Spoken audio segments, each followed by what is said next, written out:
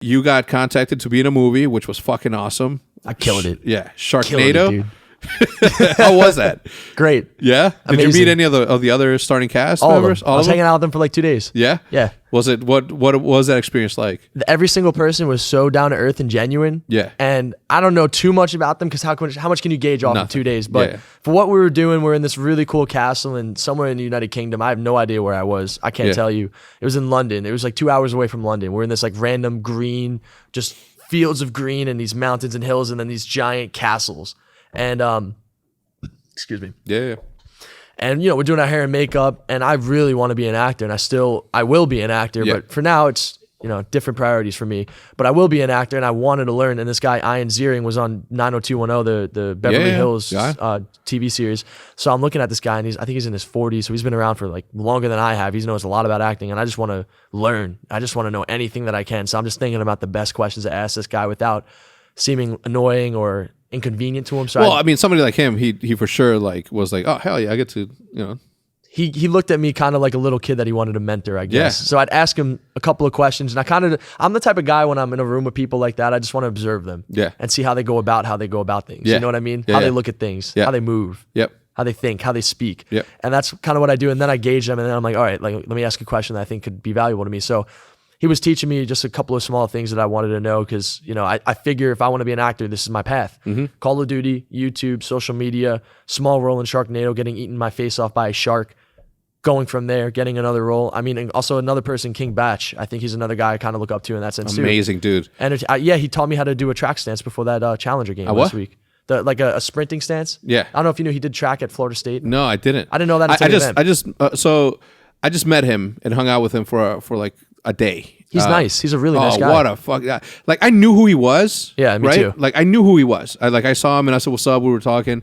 People were playing, and we were just talking. And then we took a picture together. And then I'm like, as I went to tag him in my picture, I saw how big this dude actually was, and I was like fucking mind blown. I was literally mind blown. Yeah, because normal dude, down to earth, funny as all hell, and then you see that he's like this legit fucking powerhouse, and I was just like, what the fuck? Anyway, so King Botch. Yeah, so he taught me how to do a track stance, and kind of like him, he has like some Netflix movies. I see him on thumbnails of Netflix movies, and I'm like, this would be the path that I'd have to take. I'd have to do the Sharknado movie, maybe do some auditions, maybe get some roles. I've had some couple of minor roles that I declined so far, but when I feel like it's the right time for me, I'll go head into it. Why do you decline roles?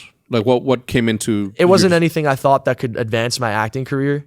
That's the number one primary thing, and the secondary thing was I was competing full time in World War II. Yeah, true. So I figure if I really want to do this acting thing full time, the same mentality I have for Call of Duty and YouTube or anything that I do, I'm going to apply it to that when the time is right.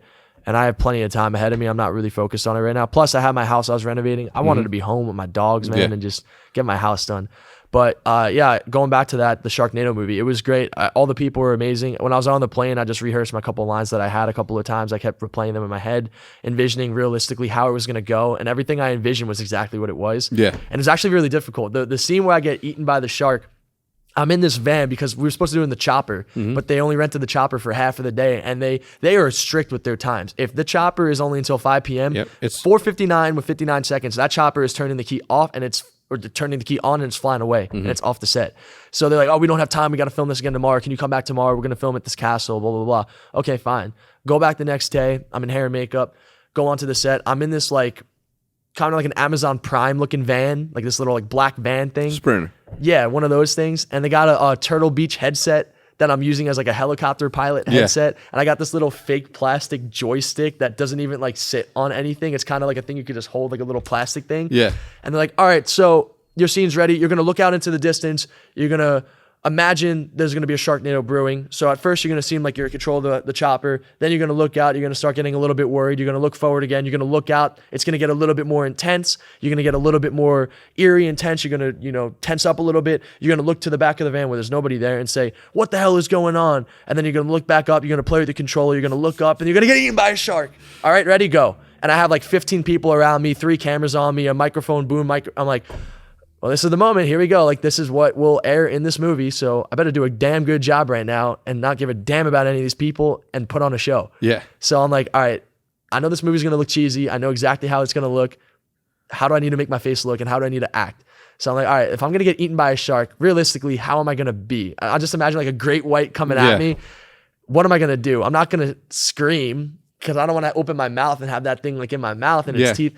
I'm like, I'm going to clench my body and like close my eyes. I'm going to be like, ugh! Like if I'm going to get eaten and die and this is the last moment of my life, ugh! That's how I imagine it. So that's what I did.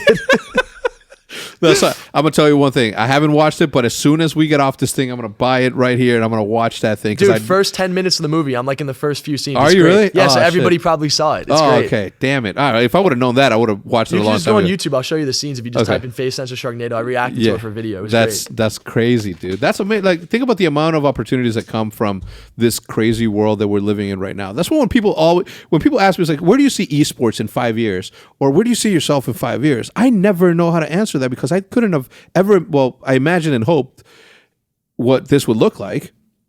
But man, think about this. Twitter didn't exist until how long ago? 2010? Or it was a little bit 2009. 2009. So you don't know what this entire world is going to look like. So when people say, what are you going to do in esports in 5 years? Who knows? VR, AR? I don't know. It's just, like it's crazy.